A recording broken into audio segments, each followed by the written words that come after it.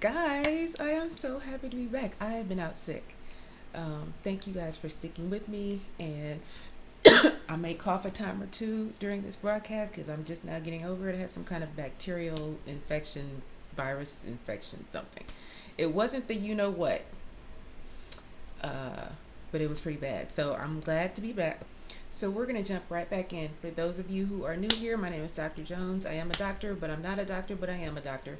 Somebody will explain that. And we are walking through the Bible from the Old Testament to the New Testament, and we're going to do the in-between period, the 400 silent years. We are going to do that next. Right now, we are in the Old Testament, and we have made it to the point to where the Israelites are in exile. Northern Israel has been conquered by Assyria. The 10 tribes that lived up there, they're gone. They've assimilated into wherever they went. All that was left was the tribe of Judah and Benjamin. So now the Babylonians have come in and they have conquered Judah, and they are now taking people into exile. Now, we looked at exile last class through the eyes of the prophet Ezekiel, who was kind of crazy. Well, he wasn't crazy, but he was crazy. Yeah. I mean, he did some crazy things. So if you're interested in that, go check out that video. That was the last class that we did. He had some prophecies, and he's mostly known for his dry bones, the vision of the dry bones, the valley of the dry bones. Everybody knows him for that. But he also had some other visions, and those were regarding the Israelites' time in exile as well. And we need to know those because they had an impact on Israel while they were in exile. We focused on exile through the eyes of Ezekiel last class. This class, we're going to look at exile more in depth, the broader group of people in exile. The reason why we're looking at these prophets is because Jeremiah, Ezekiel, Daniel, Isaiah, they were prophets during the exile, and they prophesied about the exile. Daniel actually prophesied about the 400 years in between period. So we're not going to get into Daniel right now. And I'm smiling. For those of you who have been here, y'all know this excites me so much.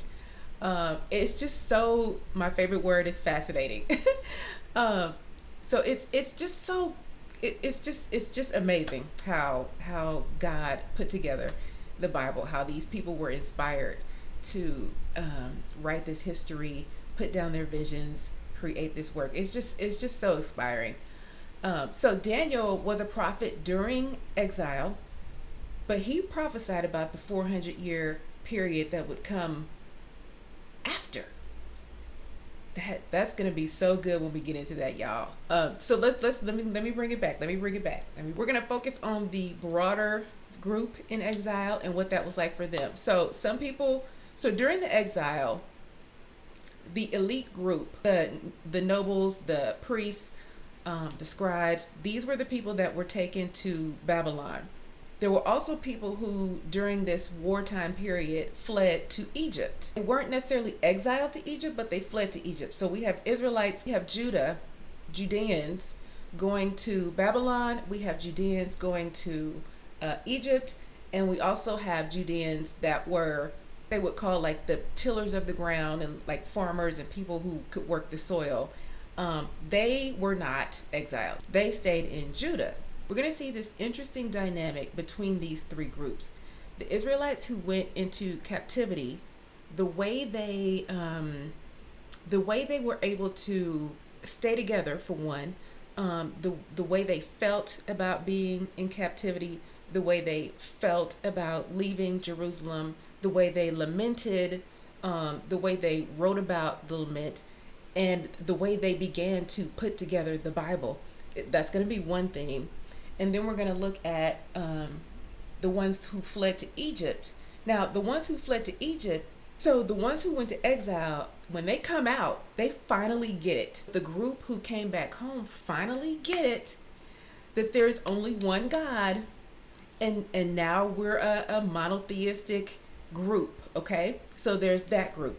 Then there was the group that went to Egypt. Now, the group that went to Egypt, they still worshiped God, but they also worshiped the Queen of Heaven, and we will see that. And they have found an archaeological site that we'll get into called Elephantine, where you can see the Israelites had set up this worship space for God and for the Queen of Heaven. So they continued with that there. The people who stayed in the land, the temple was destroyed. So how, and what they did was they would take offerings to the ruins of the temple, and they continue to make offerings there. So we're going to look at that group as well.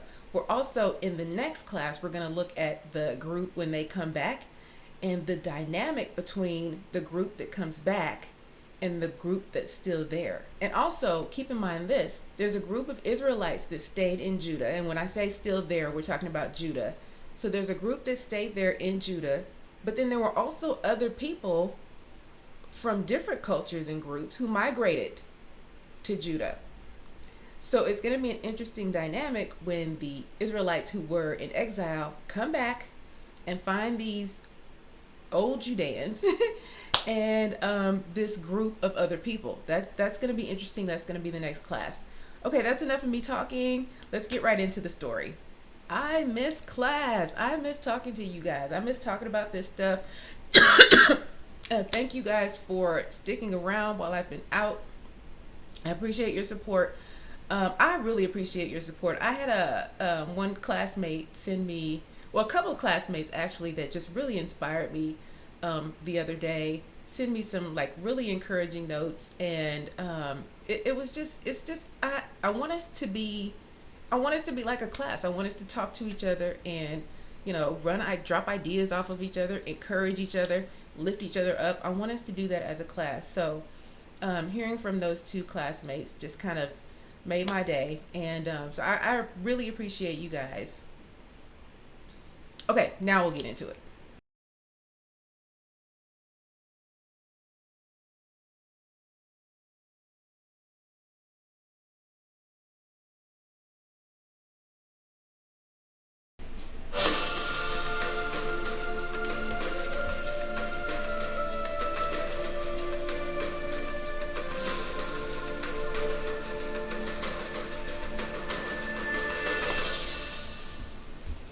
In our last lecture, we let Ezekiel be our eyewitness informant on the experience of conquest, deportation, and exile. Let's turn first in this lecture to the multiple experiences of exile. The report of the conquest in 2 Kings tells us that the Babylonian captain of the guard carried away into exile all the people who were left in the city, leaving only the poorest people of the land to be vine dressers and tillers of the soil. In all reality, the total number of exiles taken to Babylonia was somewhere between a fourth and a third of the population. The remaining 3/4 or 2/3 had several possible fates. Clearly, a good number were killed in battles with Babylonia, and another subsection of Judeans fled of their own accord to Egypt. This leaves an underappreciated majority who stayed in the land of Judah. Now, these three segments of the Judean population were different from each other in several respects. The Judean exiles that ended up in Babylonia were compelled militarily to leave their land. They arrived in Babylonia in 3 successive deportations in 597, 586, and 582 BCE. And these exiles were almost exclusively members of the upper class, royalty, priests, landowning nobles, and artisan craftsmen. The Egyptian exile, on the other hand, was for the most part voluntary. It occurred over generations as a gradual migration that began prior to the Babylonian period and continued after the Babylonian conquest of Jerusalem. Those who ended up in Egypt were mostly soldiers and traders, so they were a people of a lower class than those that went to Babylonia. The Judean contingent, again, was most likely the majority. These were people who were not deemed important enough for deportation to Babylonia and had no reason to migrate to Egypt. They were farmers who knew how to eke out a living from the land. Let's begin with the group that ended up in Babylonia. We've already explored some aspects of this experience through the witness of Ezekiel. But let's turn now to the larger group experience of exile. During the first years of the Babylonian exile, there were surely many Judeans who thought of nothing but returning home. Their anger toward their host country of Babylonia would still be raw. Remember the psalm we began with, Psalm 137. It closes by voicing the exiles' gruesome desire for revenge. O daughter Babylon, you devastator, happy shall he be who requites you with what you have done to us. Happy shall he be who takes your little ones and dashes them against the rock. With this mood of revenge in the air, a letter sent to the exiles by the prophet Jeremiah was probably not greeted with enthusiasm. Jeremiah addressed his letter to a group he labeled the elders within the exilic community. The letter was sent early after the first deportation of elites that included King Jehoiakim and his family and the prophet Ezekiel. Jeremiah's letter to the exiles said, "Thus says the Lord of hosts, the God of Israel, to all the exiles whom I have sent into exile from Jerusalem to Babylon. The exile was brought about by the Israelite God as punishment for his people's breaking the covenant." He continues, "Build houses and live in them, plant gardens and eat their produce, take wives and have sons and daughters, take wives for your sons and give your daughters in marriage that they may bear sons and daughters. Multiply there and do not decrease." And here's the part that would have sent some of the exiles into a rage. Jeremiah, speaking for the Israelite God, commands the exiles, "Seek the welfare of the city where I have sent you into exile, and pray to the Lord on its behalf, for in its welfare you will find your welfare." I think right here we can find a very good, very, very good lesson for life, okay? I have to take a pause for the cause because I feel like this is a great opportunity for us to see the way that we should show up in our consequences. Now, hear me out. Israel had been doing evil in the sight of the Lord over and over and over and over and over again. So there were consequences for them doing this, and that consequence was exile. You have to leave the land. The temple is destroyed. Get out of here. Leave your home that you love, and now you're in somebody else's home. Now you're in somebody else's territory, okay? Just like when a parent chastises or disciplines a child who continues to misbehave over and over again, there is a consequence. There is a punishment. But what this is showing us is Jeremiah is telling these people, this is your consequence, okay? You're exiled. Now you're in Babylon. But even in your consequence, live life, okay? Live your life. Live your life to the fullest. Because what can be more full than having children? Especially in ancient times, that was like the ultimate thing. We've had classes before where it talks about the importance, how important it was for the people to have children. So Jeremiah is telling them while they're there, live your life to the fullest. Get married, get your sons and daughters married, have children, have grandchildren, all this stuff. Do this stuff. Yeah, you're being punished, but you can make the best of it by living your life, okay? And then also pray for the city. Pray for Babylon. So when you're being chastised by God, because he does, he chastises us because he loves us. So you do something, there's a consequence for that something. Pray for the situation of your consequences and continue to live your life. It doesn't mean you're not sorry. Like, sorry isn't walking around, I did this thing and that's guilt. Okay, that's different. And Jesus came so that we don't have to feel guilty. But that's when we get to the New Testament. You can obviously be sorry for your sin or for whatever wrong that you've committed. And you're probably going to have a consequence. But in your consequence, live your life, okay? It doesn't have to stop you from living. It doesn't have to stop you from loving. And pray for the situation of your consequence, okay? That's what God is telling to the people to do while they're in Babylon. Pray for Babylon, because this is where you now live. So if they prosper, then you prosper. If they go down, you're going down. It makes sense. It just makes sense to me. Does that make sense to you guys? What do you guys think about that? What do you guys think about praying for the situation of your consequence and living your life even when you're in the consequence? It feels like it would be less emotionally draining to stay positive in your consequences than it would to walk around feeling guilty or sad or mad about your consequences. You got to suffer them. So you might as well live life while you suffer them. I don't know. That just made me think about that. You guys let me know what you think about that.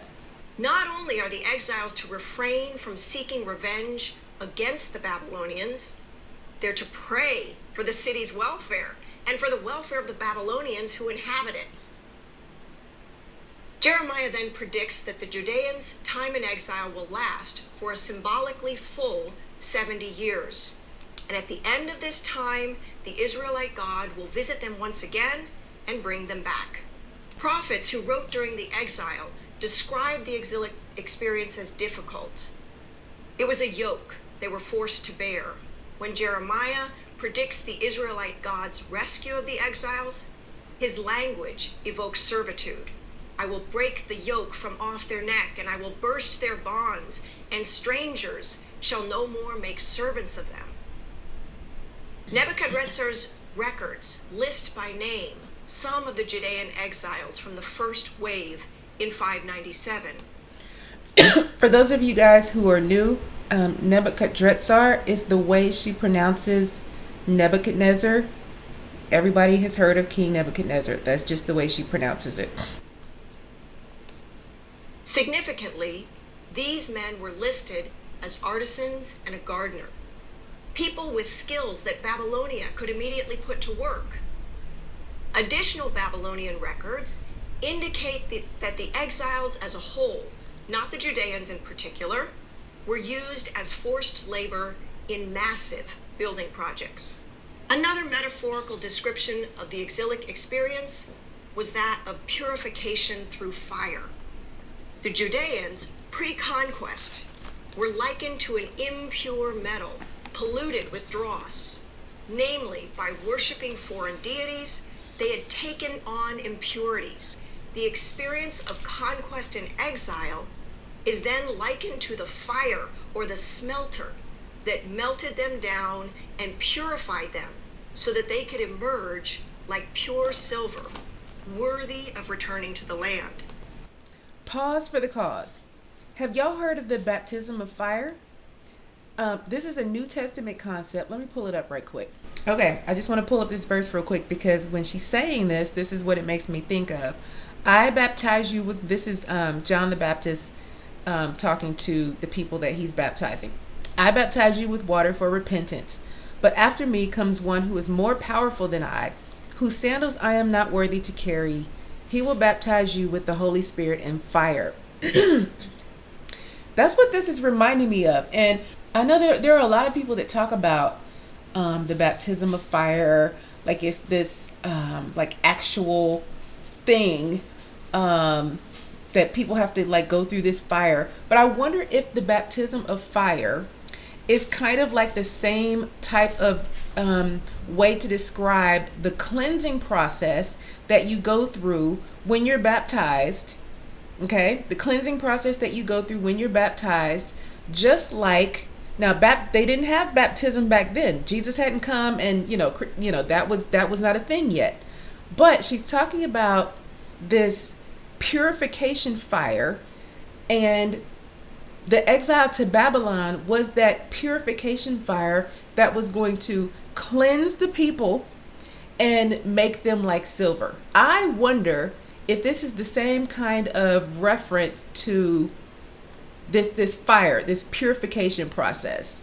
Nobody's going to get baptized in fire, literally. Like nobody's going to walk into fire and, you know, that's not going to happen. So it sounds to me like fire is a term that's used to describe this thorough cleansing. And if that's the case, then when we get to the New Testament, like that is, you can see how he cleanses the people with the fire back then and how he cleanses us with the fire as Christians. Just fascinating to me. In addition to these details that suggest the difficulty of life in exile, there are other factors that point to the gradual adaptation of the Judeans to their new lives in Babylonia. And still other details point to an improvement in their living conditions. At some point in Jehoiakim's exile, he was imprisoned, but the Deuteronomistic history ends its national story in the book of 2 Kings with a glimmer of hope for the exiles. The final chapter of 2 Kings relates that in the 37th year of exile of King Jehoiakim of Judah, the king of Babylon freed Jehoiakim from prison. We then get the report that Jehoiakim was given a seat higher than the seats of other foreign kings in Babylonia. He was able to take off his prison clothes and dine regularly at the king of Babylon's table. Finally, we learn that Jehoiakim received a regular allowance for the remainder of his life. It was possible to see his release from prison as a positive omen for the Judean exiles as a whole. There are also signs of adaptation that extended to all the exiles, not just to the royal family. And the first place we see this is in the issue of language. During their years of exile, Aramaic, the lingua franca of the Babylonian Empire, replaced Hebrew as the Judeans' spoken language, and many born in exile could no longer understand Hebrew. Another mark of gradual assimilation of new immigrants is found in their names. First-generation immigrants bear the names of their home countries. Perhaps most telling here are the names within the Davidic royal line. Jehoiakim's name is a good Yahwistic name, meaning Yahweh will establish. Decades later, Jehoiakim's grandson will return to the homeland of Judah, bearing the name Zerubbabel, meaning seed of Babylon. The Babylonians allowed the exiled communities a significant degree of self-governance. In the absence of monarchy, the exiles organized themselves into extended family. It's what the Bible calls houses of the Father. Jeremiah's letter was addressed to the elders, showing that the heads of extended family clans were still an identifiable group. And now, without a royal governing body, the exiles could turn naturally to the elders of their community for guidance. So, Babylonian names, a new language, and a community that's putting down roots in Babylonia all tell us that the Judean exiles adapted to their new environment and assimilated into it to some extent. Throughout their 50-plus years in exile, Judeans maintained a separate national identity by observing certain cultural practices from their homeland that could be maintained in exile. These transportable cultural practices included the ritual of circumcision, the observance of kosher food regulations, and the observance of Sabbath. So, for example, circumcision was a practice shared by Israelites and most of their neighbors, including the Canaanites, the Ammonites, Moabites, Edomites, even the Egyptians. Because of this, circumcision is not used as a distinguishing feature when contrasting Israel with these neighboring kingdoms. The Philistines were one of the few groups from back home that did not practice circumcision. Now, once the Judeans arrived in Babylonia, they were in a land that did not practice circumcision. So the continuation of this ritual within Babylonia became a physical marker of the Judean community's separateness. Forgive me. Sure, a physical marker, but I mean, what did they do? Walk around? As a sign of the Abrahamic covenant, circumcision not only distinguished the Judeans from their Babylonian captors, it also tied them to a history in their homeland.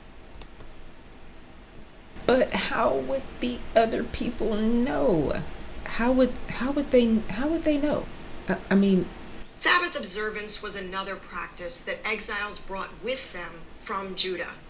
And while in exile, this ritual took on added significance and became a marker of a separate Judean identity in a Babylonian world. Finally, the food laws that included a prohibition against eating pork gradually emerged as yet another mundane daily activity that marked a separate national identity. Let's take a look now at those who were not deported, those who remained in Judah. The book of Lamentations preserves the experience of trauma for those who remained in or near the ruins of Jerusalem in the immediate aftermath of the conquest.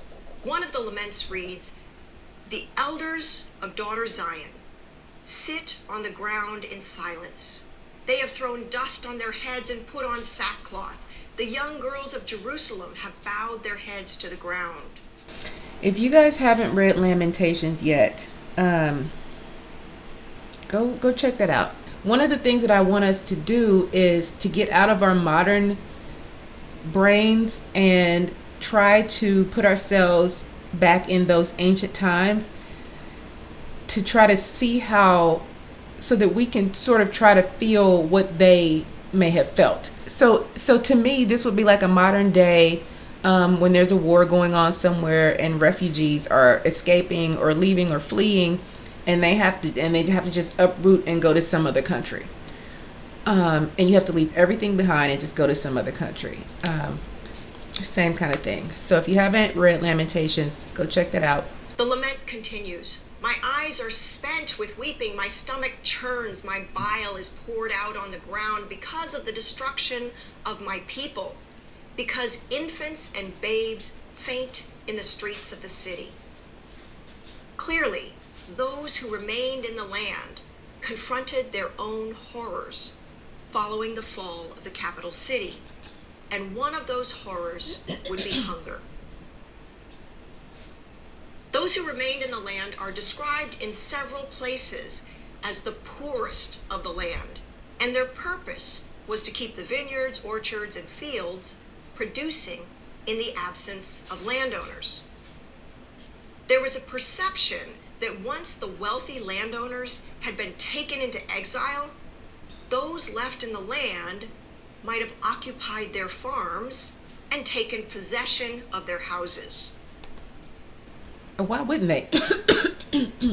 My thing is, if you live in a hut and somebody lived in like an adobe style, whatever the nice houses were back in the day, whatever, and this person was taken into exile, they're gone. Why wouldn't you occupy that? I don't know why. Like, I wonder, was that a thing? I mean, so Ezekiel contrasts a group he calls the whole house of Israel with another group that he labels the inhabitants of Jerusalem.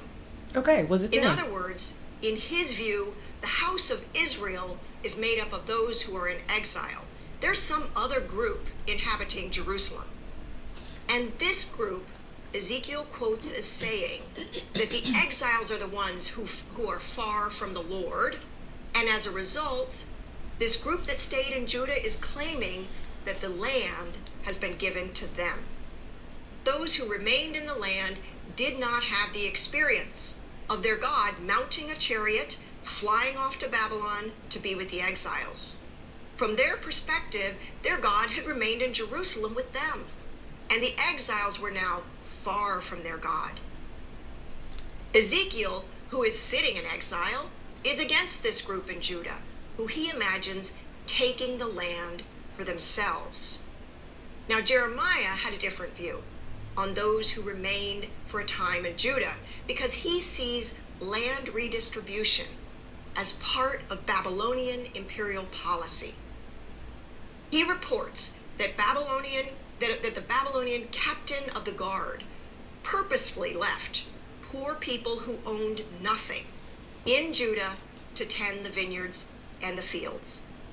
In this period of national upheaval during the Babylonian conquest, some of those who remained in the land may have seen their economic situation improve as they moved onto a piece of land that they could call their own.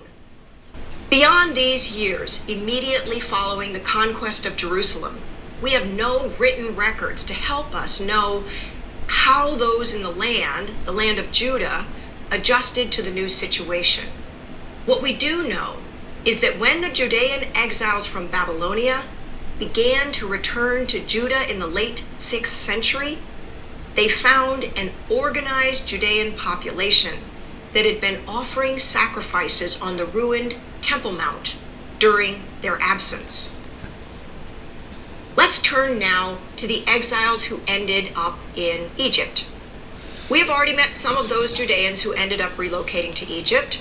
Jeremiah, the prophet, remained in Judah following the first and second waves of deportations. He then got caught up in infighting among those who remained in the land. Ultimately, he and his scribe were taken by force into Egypt with a group of Judeans that had determined they would be safer there than in Judah. In Jeremiah chapter 44, we learn that the cities where the Judeans ultimately settled in Egypt were spread out throughout the land and included Tahpanhes, Migdol, Memphis, and Patros. These were likely cities where some Judeans had already settled prior to the Babylonian conquest. Then, as a result of the conquest, more Judeans traveled to join them. We've already covered the religious beliefs of this group that is exiled to Egypt. These are the people who rejected Jeremiah's view that the conquest of Jerusalem occurred because Judeans were worshiping foreign gods. Instead, the exiles in Egypt insisted that as long as they had poured out libations and made cakes for the Queen of Heaven, everything had gone well. Once they stopped serving the Queen of Heaven, Jerusalem fell. After Jeremiah, we have a blackout period for the history of the Judeans in Egypt, and we don't learn anything more about them until a century later. In the 19th and 20th centuries, archaeologists excavated the Egyptian site of Elephantine. Don't y'all just love excuse me. Don't y'all just love when archaeology finds proof of the Bible? Don't y'all just love that? And as part of that excavation, they uncovered a Judean military colony that dates to the 5th century and later. Based on the written finds, the Judeans who lived in Elephantine had a temple to the Israelite God where they made meal offerings, burnt offerings, and incense offerings. This means that they differed fundamentally from the Judeans that ended up in Babylonia. Those in Babylonia developed their religious practices in the absence of a temple. For them, the only legitimate temple would be the one that was rebuilt in Jerusalem. For the Judean inhabitants of Elephantine, they had no problem erecting a temple to the Israelite God outside of their Judean homeland. Ezekiel, who lived in Babylonia, made the Israelite God mobile by giving him a set of wheels. The Judeans who remained in the land felt just as certain that their God had remained in Jerusalem, and they offered sacrifices to him on the ruins of the temple. The Judeans of Elephantine and Egypt built a temple in order to enjoy the benefits of a local manifestation of the Israelite God. All three segments of the fractured Judean population found new ways to access and worship the Israelite God. So who and what is Israel at this stage in history? The people who've experienced conquest at the hands of the Babylonians are Judeans, the one remnant tribe of the original house of Israel. They also include priests who would have been from the tribe of Levi, so the national entity that is preserved is Judah, which was supported ritually through the priests. These Judeans have been scattered, much like Ezekiel predicted when he hacked his hair off and threw it to the wind. The Bible, as a historical document and a national story, is produced and preserved by the group that ends up in Babylonia. What becomes very clear from the writings of those who experienced the Babylonian exile is that they came to see themselves first as the entirety of Judah, meaning those who remained in the land and those who ended up in Egypt didn't count. Only those who experienced their exile, who had endured the smelting fire of Babylonian conquest and deportation, could in their view emerge as the pure silver that merited being called Judah. But the exilic community went beyond the claim that they alone represented all of Judah. Gradually, during the time in exile, this one remnant tribe came to see itself as all Israel. Turning once again to Ezekiel, he has a very explicit image of Judah as the reunification of the entire house of Israel. In the same chapter that describes the valley of dry bones, Ezekiel hears his God tell him to take a stick and write on it for Judah and the Israelites associated with it. He's then told to take another stick and write on it for Joseph and all of the house of Israel associated with it. In this way, he is recalling the separate existence of the northern and southern kingdoms of Israel and Judah. But then God tells Ezekiel to join the two sticks together into one stick in his hand. When the people ask him what the meaning of this fused stick is, he is to tell them that the Israelite God is preparing to bring all of Israel and all of Judah back to their homeland. Once back, this reunited group will have one king ruling over one nation, and all people will be loyal to their one God. This reunified Israel will be Davidic. Judah, the tribe that has endured the smelting fire of exile and emerged like pure silver, will return to its land as all Israel. Okay, so let's recap. We have the people taken into exile. They were separated into about 3 groups. There was a group of people who were the upper class. These are the priests. These are the scribes, the literate people, the elites. These are the people that were taken into captivity, into exile.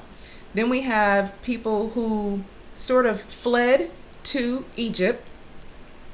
They were artisans, farmers. These people fled to Egypt. Apparently they took Jeremiah with them, the prophet Jeremiah. And then there were the people that remained in the land. So while they were in exile, Jeremiah had the nerve to send them a letter telling them that, hey, while you're being punished, live your life, enjoy your life, get married, have kids, have grandkids. Oh, and pray for Babylon, the city that took you captive. I am hoping there's a lesson in there for us where we can learn that, 1, we have to take responsibility when we don't do right. We have to take responsibility for that. 2, there are going to be consequences when you do the wrong thing over and over and over again. 3, you don't have to be down in your punishment. You can still live life in your consequence, and you can pray for the situation of your consequence, okay? God does not leave you just because you're going through a consequence. Another thing that we touched on was this purification by fire. So I asked the question if you guys had heard of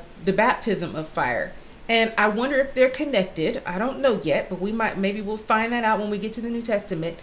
But for the exiles, this purification by fire was like them going through this punishment, and they had to go through this punishment to be cleansed by this fire and to come out on the other side like silver. The baptism of fire that's talked about in the New Testament isn't a punishment. It's actually a gift. It's actually a gift that you are given when you're baptized. So what I wonder is if fire is being used, if the term fire is being used as like a cleanser, because oh God, I'm getting into the New Testament, which I'm trying not to do, but there are connections. There are connections.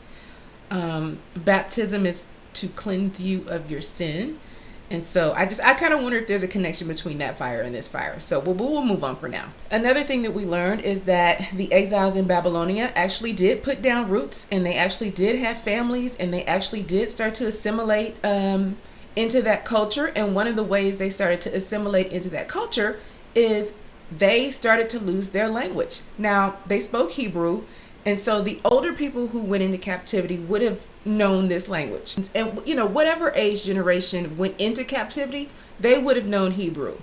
Any generations that came after that, they're going to learn the language of that land, which was Aramaic. And so they began to lose the Hebrew language at this point. To go along with that, they began to lose their Jewish Hebrew names. Captives obviously went into exile with their Hebrew names, but when they were coming out, some of them had Babylonian names, like Zerubbabel. We also see the elders reemerge as sort of these leaders of the group. Obviously, I mean, there were kings, but the king was placed in the prison. And so while he was in prison, we see the elders reemerge as sort of the leaders of the group. Some of the things that made the Israelites stand out while they were in captivity were circumcision, the practice of the Sabbath, and the practice of kosher eating. The circumcision thing, I'm not sure how they would have stood out with that. I still don't understand how they would, how that, but they did observe the Sabbath, and they did, when it came to their eating, they did observe those laws still.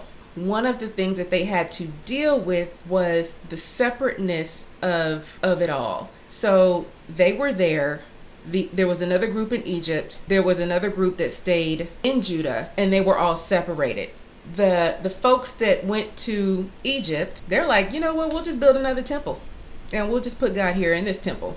The folks who stayed in Judah, even though the temple was destroyed, continued to sacrifice, and they felt like God was there with them. Those who went to exile, because of Ezekiel's vision and prophecy that showed God was mobile and could be there with them, they felt like God was there with them. Now, we know today that God is everywhere, okay? But back then, his home was the temple. So what's going on here? What's going on here? Is he kind of showing them that he's everywhere at this point? In the next lecture, we're going to look at the exiles coming back to Judah and resettling the land, how they get along with the people in the land, what they do with the new people who have come into the land, not only the Israelites that were there and that weren't a part of exile, but the new people who had come in and settled the land. How did they handle all of that? How did they handle the temple not being there? What did they do? We're going to get into all of that in the next class. I hope that you enjoyed this class. I certainly did. I always do. If you have any questions about this class, please leave those in the comments. Please like, share, and subscribe to the channel and become a part of our class. We are at 100 subscribers. I am so excited about that. I know according to YouTube standard, 100 subscribers, you know, that's nothing. But I think that's amazing because that means 100 people want to learn biblical history. And that means you guys are excited and well, I don't know if you're as excited as I am about this stuff, but you must be because you're here. So come back and join us for our next class, Wednesday night Bible class. I will see you then.